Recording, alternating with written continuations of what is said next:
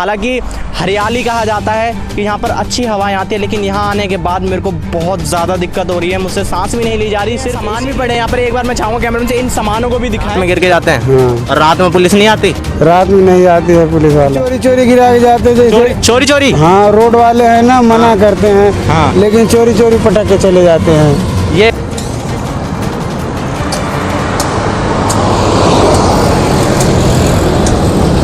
जय श्री राम। दिल्ली से शुरू होते हुए हरियाणा, राजस्थान होते हुए गुजरात में ख़त्म होके, जी हाँ, मैं बात कर रहा हूँ 692 किलोमीटर की रेंज में बने अरावली रेंज की, जो फरीदाबाद शहर के इस समय मैं मौजूद हूँ। फरीदाबाद शहर के अरावली की पहाड़ियों में, जहाँ मैं आज आपको अरावली का ज़मीनी स्तर पर ब्यौरा कराने लेके जा रहा हूँ। और अगर आप फरीदाबाद के ही निवासी हैं तो इस वीडियो को शेयर करना बिल्कुल ना भूलिएगा। तो इसी के साथ ही मारुति नंदन का नाम लेते हुए शुरू करते हैं आज की हमारी ये वीडियो। अरावली 692 किलोमीटर की रेंज में बना हुआ एक पहाड़ी इलाका, जो राजस्थान से होकर हरियाणा में होते हुए गुजरात में जाके समाप्त होता है। लेकिन सबसे ज़्यादा अगर इस इलाके में कब्जा पाया जाता है तो वो है औद्योगिक नगरी। नमस्कार, NCR मिरर से मैं हूं विशाल और इस समय मैं मौजूद हूं फरीदाबाद शहर में अरावली की पहाड़ियों के बीच।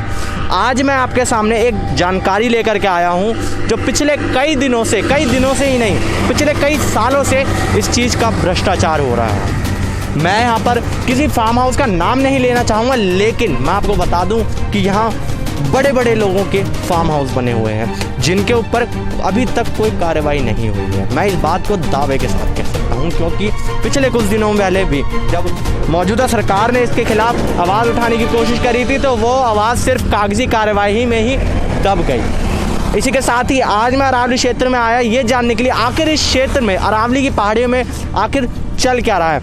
लेकिन यहाँ पर आने के बाद मैं आपको बताना चाहूँगा, मैं अपने कैमरामैन से ये अपील करूँगा कि एक बार इस आग को जलते हुए यहाँ पर दिखाए कि यहाँ पर मैं आया था सिर्फ इस अरावली की पहाड़ी का ब्यौरा लेने के लिए।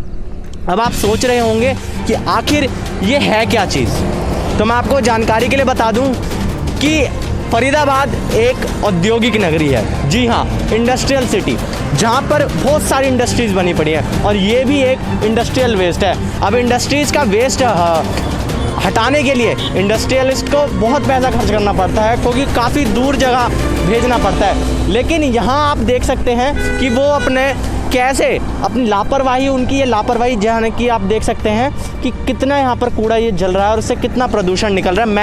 मैं ये कहना चाहूँगा कि मैं मास्क नहीं पहन पा रहा है यहाँ पे।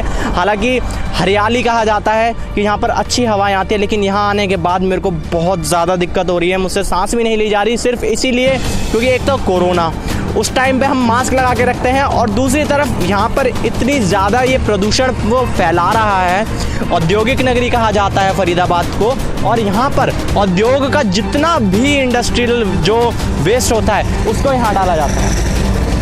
यहाँ पर डाला जाता है, ये देखिए यहाँ पर ये कुछ पड़े हैं, सामान भी पड़े हैं यहाँ पर। एक बार मैं चाहूँगा कैमरे से इन सामानों को भी दिखाएं, जो कि कुछ देर समय बाद यहाँ जलेंगे। और यही आग धीरे धीरे जंगल की तरफ चली जाती है, और फिर जंगलों में आग लग जाती है। फिर लोग कहते हैं कि आग लगी कैसे।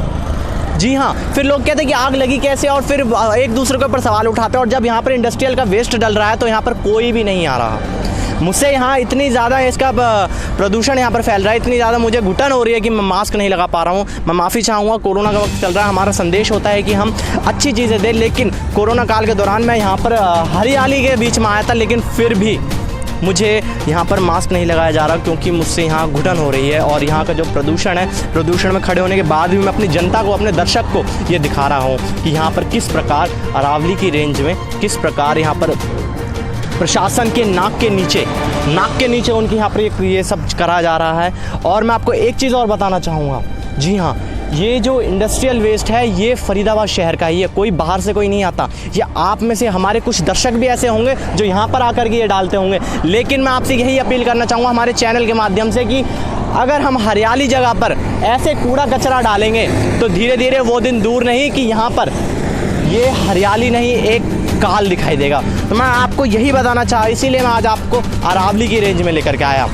और मैं आपको एक चीज़ और बताना चाहूँगा कि अरावली की रेंज में सिर्फ ये कूड़ा कचरा नहीं हो रहा, मैं आपको बता दूं, जानकारी के मुताबिक पिछली रिपोर्ट के अनुसार अरावली रेंज में जितना खनन किया जा रहा है, जी हाँ, खनन किया जा रहा है, यहाँ पर जितने भी ये ईंट पत्थर होते हैं, इन सभी चीज़ों का खनन किया जा रहा है। और प्रशासन की नाक के नीचे कोरोना काल के दौरान जब लॉकडाउन था, पूरे लॉकडाउन में कोई भी नहीं निकल रहा था और उसी का फ़ायदा उठाते हुए यहाँ पर इतना सारा खनन हुआ है। आज मैं आपको अरावली की रेंज में आगे तक लेके जाऊँगा और मैं अपने दर्शकों को दिखाऊँगा कि यहाँ खनन हो रहा है और वो भी सरकार की नाक के नीचे। चलिए मेरे साथ। तो अब मैं थोड़ा अरावली क्षेत्र के अंदर आ चुका हूँ कि जहाँ पर मैं यहाँ पर कुछ कभी भी बताया जाता है, कभी जंगली जानवर, कभी सांप बिच्छू ऐसी चीज़ें पाई जाती है, लेकिन मैं फिर भी अपनी जनता को दिखाने के लिए इस चीज़ को अलग रख के मैं ये दिखाने के लिए लाया हूँ। और आप देखिए कि मैं अपने कैमरामैन साथी से कहूँगा एक बार उस जगह को दिखाए। और आपको मैं ये बता दूँ, यहाँ पर ये जो सड़क बनी हुई है, इसी सड़क से जो भी वाहन है वो यहीं से निकल करके जाते हैं। और यहाँ पर जितना भी खनन हो रहा है, अवैध खनन जितना भी हो रहा है यहाँ पर, वो सरकार के प्रशासन की नाक के नीचे हो रहा है और प्रशासन मूक होकर बैठा है। जी हाँ, सही सुना आपने, प्रशासन चुप होकर बैठा है। और प्रशासन को इस बात से, उनको ये पता भी होगा कि यहाँ पर अवैध खनन किया जाता है, लेकिन फिर भी कोई आवाज़ उठाने को राजी नहीं होता। इसलिए हमारी इस वीडियो का एक ही माध्यम है कि हमारी इस वीडियो को इतना शेयर कीजिए ताकि ये अरावली में हो रहे अवैध खनन को, जी हाँ, 692 किलोमीटर की रेंज में ये अरावली रेंज बनी हुई है, जिसमें से ये राजस्थान से लेके हरियाणा होते हुए गुजरात पे जाकर समाप्त होती है। और सबसे ज़्यादा यहाँ पर देखा जाए तो अवैध खनन हरियाणा के फरीदाबाद क्षेत्र में होता है। जी हाँ, अब इसी के साथ ही चलिए मैं आपको और भी जगह दिखाऊंगा और उसके बाद मैं आपको ये बताऊंगा कि कैसे इंडस्ट्रियल वेस्ट को यहाँ पर हरियाली के बीच में डाल दिया जाता है। और ये जो हरियाली जो बढ़ रही है, आप देख सकते हैं, मैं जिस रास्ते से मैं आया उस रास्ते के सारे पेड़ हटा दिए थे। और मैं आपको बता दूं कि इसके अगर यदि हम इसके आगे जाएंगे तो इसके आगे भी मैं आपको बहुत सी ऐसी चीज़ें दिखा दूंगा कि जहाँ पर कभी कभी ऐसी घटनाएं भी सामने आती हैं कि लोग अपना जो गटर साफ़ करने वाले जो लोग होते हैं, जो गटर साफ़ करने वाले कर्मचारी होते हैं, वो अपना कूड़ा कचरा गंदगी जो भी उनके जो गटर होते हैं गंदगी को वो इन अरावली रेंज में डाल देते हैं। तो मेरा सवाल उठता है उन लोगों से जो चुप होकर बैठे हैं, जब उन्हें पता है कि यहाँ पर ऐसी वारदातें हो रही हैं, तो आखिर क्यों नहीं इसके खिलाफ आवाज़ उठाई जाती। सरकार ने ये ज़मीन सरकार की है, सरकार का है, सरकार यही चाहती है कि अपनी वो हरियाली बनाए रखे, लेकिन यहाँ अवैध खनन दिन पर दिन होते जा रहा है, पेड़ पौधे काटे जा रहे हैं। कुछ NGOs भी हैं जो आगे आकर इस अरावली रेंज को बचाने का प्रयास करते हैं। तो उन NGO से भी हमने बात करने की कोशिश की, लेकिन किसी कारणवश उनसे संपर्क नहीं हो पाया। लेकिन हमारी अगली वीडियो में हम उन NGO से बात अवश्य करेंगे। जी हाँ, हालांकि ये रिपोर्ट थी यहाँ की, जहाँ पर मैं आपको दिखा सकूँ कि यहाँ पर इस पूरे रास्ते में मैं ये दिखा दूँ आपको। यहाँ पर ये देखिए टायर्स के निशान भी बने हुए हैं, जिससे साफ साफ ये पता चलता है कि यहाँ से रोज़ गाड़ियाँ आती हैं, रोज़ जाती हैं और जो पत्थर जो यहाँ से अवैध खनन करके जो निकाले जाते हैं वो यहीं से उठा के लेके जाते हैं। और रही बात फार्म हाउसेस की जो कार्यवाही थी, वो कागजी कार्यवाही के अंदर फिर से एक बार दब चुकी है। कोरोना काल की वजह से फिर से उनकी तरफ से कोई भी ध्यान नहीं दिया जा रहा। तो इसके साथ ही अलविदा लेता हूँ मैं अपनी इस वीडियो से। और हाँ, अगर यदि आपको हमारी वीडियो अच्छी लगे तो इसको शेयर करना बिल्कुल ना भूलिएगा, क्योंकि अरावली आपका है। अगर आप फरीदाबाद शहर से बिलोंग करते हैं तो इस वीडियो को जरूर शेयर करें। पहले मैं मास्क लगा लूँ। यहीं रहते हैं आप? कहाँ पे? ऊपर झुग्गी है। ये आग किसने लगा यहाँ पे? पता नहीं सर। फिर कुछ तो पता होगा, यहीं रहते हो, ऊपर झुग्गी में रहते हो? अभी तो डिप्टी से आए हैं सर, लौट के जा रहे हैं नीचे। अच्छा, यहाँ पर ये पत्थर उठाने वाली गाड़ी आती है? नहीं आती है सर। अब नहीं आती? झूठ बोल रहे हो? ना सर नहीं। अगर आती हो, अगर देख लिया वीडियो पे फिर? ना सर, कभी ना। कभी नहीं आती ना। तो ये निशान कैसे बन रहे गाड़ी के? पहले आ रही थी ना, अब ये सब लगा दिए ना, रोक कर दिए बहुत। तो ये रोक दिया? हाँ। अच्छा, इसके रुकने से रुक जाता है? हाँ, नहीं जाता। नहीं जाती गाड़ी ये इतना। मैं अपने कैमरामैन साहब से कहूँगा एक बार इस जगह को दिखाए, मैं भी देखना चाहूँ कि इससे कौन सी गाड़ी कितने दिन तक रुक सकती है। किसने लगाया ये? सरकार ने? हाँ, सरकार ने लगाया। सरकार ने लगाया? हाँ, वो राख निकाल के ले जा रहा था ना। राख निकाल के ले जा रहे थे? कौन लेके जा रहा था? कोई साहब निकाल के ले जा रहे थे, ये तो पता नहीं है, लेकिन अब हम लोग को क्या पता है, हम लोग भी गरीब आदमी हैं सर। अच्छा, तो गरीब आदमी आप नहीं, मैं आपसे कुछ नहीं कह रहा, लेकिन आपसे जानकारी तो आप बता तो सकते हैं ना कि हाँ कौन लेकर के जा रहा था? कुछ नाम पता हो कुछ? ना, ये तो नाम पता नहीं है हमको। अच्छा, अब सर हम लोग गरीब आदमी हैं, किससे पूछने जाए बड़े। ये आग किसने लगाई? ये इतना सारा प्रदूषण हो रहा है, इससे यहाँ पे कूड़ा कचरा ये फैल रखा था। ये देखना, ये प्लास्टिक के, ये किसने लगाई? ये आप यहाँ रहते हो, आपको कुछ तो अंदाजा होगा। अब सर कोई भी लगा के चले जाता है, जो माल गिराता है लगा के चले जाता है, सर किसको बोलेंगे। कब माल गिराता है लगा के चला जाता है? हाँ। एक काम कीजिए, आप मेरा नंबर ले लीजिए, आगे से कोई जैसे माल वाला ऐसे गिरा के जाएगा ना, हाँ। तब फोन है आपके पास? ना फोन नहीं है, लिख के दे दीजिए कागज। फोन नहीं है? ना। अच्छा, किसी बेटे के पास हो आपके? अब वहाँ जुगी पे जाने से पता तो चलेगा। वहाँ पे फोन है? हाँ वहाँ पे तो है। एक काम बहुत करोगे आप आदमी। मेरा? हाँ। जब यहाँ पर कोई आगे ऐसे कूड़ा डाल के जाएगा ना, हाँ। मेरे को वीडियो बना के दे देना। ठीक है दे देंगे। पक्का दोगे? हाँ। पक्का?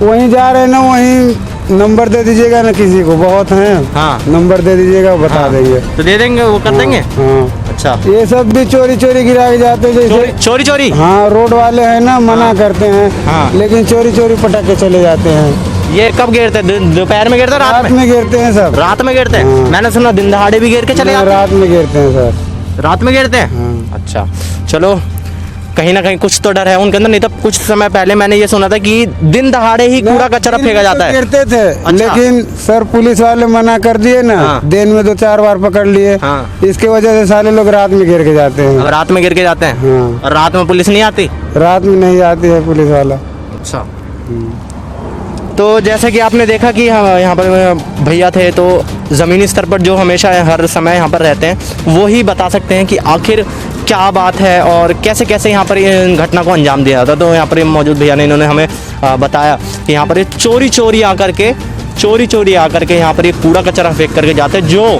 हमारे इस अरावली क्षेत्र को खराब कर रहे हैं। समाज के असामाजिक तत्व जो यहाँ पर आकर कूड़ा कचरा फेंक के जाते हैं, उनसे मैं यही अपील करना चाहूँगा कि ये प्रकृति है, प्रकृति से खिलवाड़ ना कीजिए, क्योंकि प्रकृति ने एक बार आपके साथ कोरोना के एक छोटी सी बीमारी के नाम के साथ ही खिलवाड़ किया था, और उसका कितना बड़ा प्रकोप देखने को मिल रहा है।